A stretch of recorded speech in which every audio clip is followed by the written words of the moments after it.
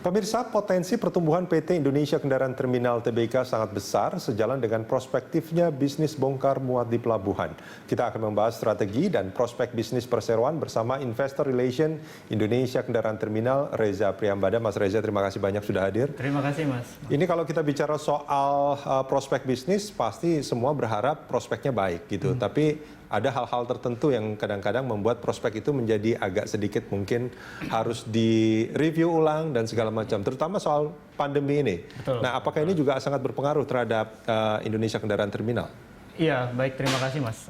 Jadi kalau kita lihat dari kondisi pandemi ini, memang hampir semua sektor maupun industri ini kan sangat terkena dampaknya ya, gitu. Apalagi di IKT itu juga kita memang ada dampaknya, di mana pengiriman atau penanganan kargo kendaraan itu memang ada mengalami penurunan gitu. Okay. Jadi kurang lebih sampai dengan bulan Mei kemarin itu seperti kendaraan ya.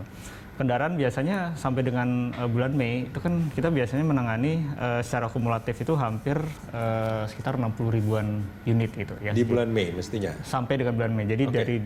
dari Januari sampai dengan bulan Mei seperti itu ya. Jadi sekitar hampir 60 sampai 65 ribuan. Nah, tapi kemarin itu kita lihat dari data yang ada bahwa sampai dengan bulan Mei itu bahkan tidak sampai 20 ribu gitu kan. Tidak sampai 20 ribu. Nah, karena apa? Karena gini, Okay.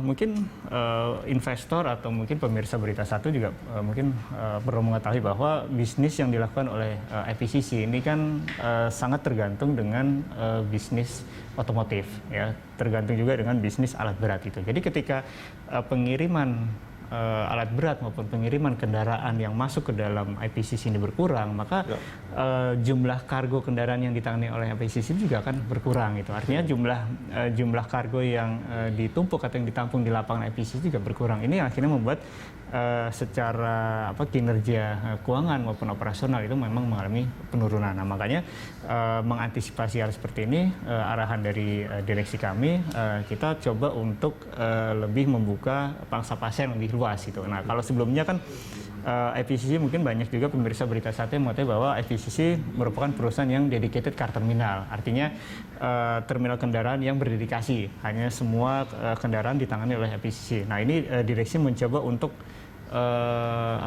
berpikir out of the box gitu. Jadi kita tidak hanya dedicated terminal, tapi kita bisa menangani semua penanganan kargo yang ada di IPCC. Itu Okay. apa? Itu untuk diversifikasi. Oke, sebelum sampai ke diversifikasi itu, ini mulai terlihat bahwa akan ada penurunan yang sangat signifikan itu di bulan apa?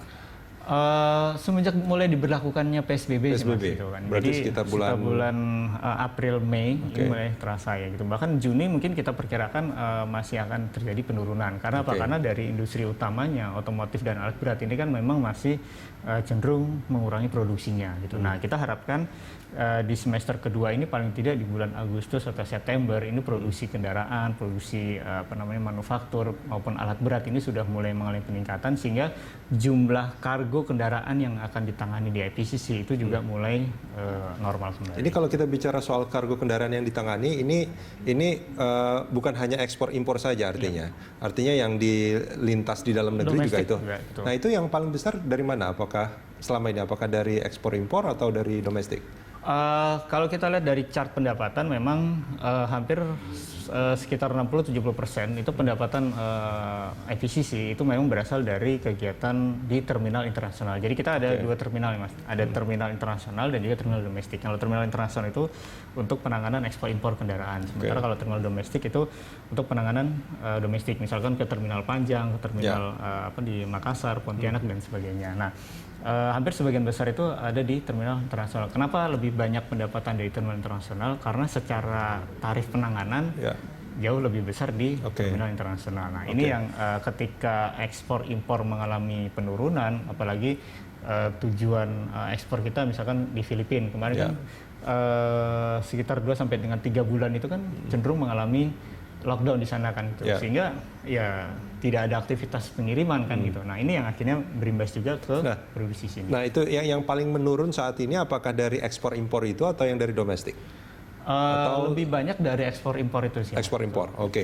Dan diperkirakan itu masih akan terus berlangsung hingga Juli ini? Ya, kita perkirakan Juni-Juli ini masih akan berdampak. Nah, kita harapkan di Agustus-September itu sudah mulai recover lagi. Oke, baik. Mas Reza, kita jeda sebentar. Kita akan lanjutkan segmen berikut. Pemirsa, jangan kemana-mana. Corporate Action masih akan kembali usai jeda.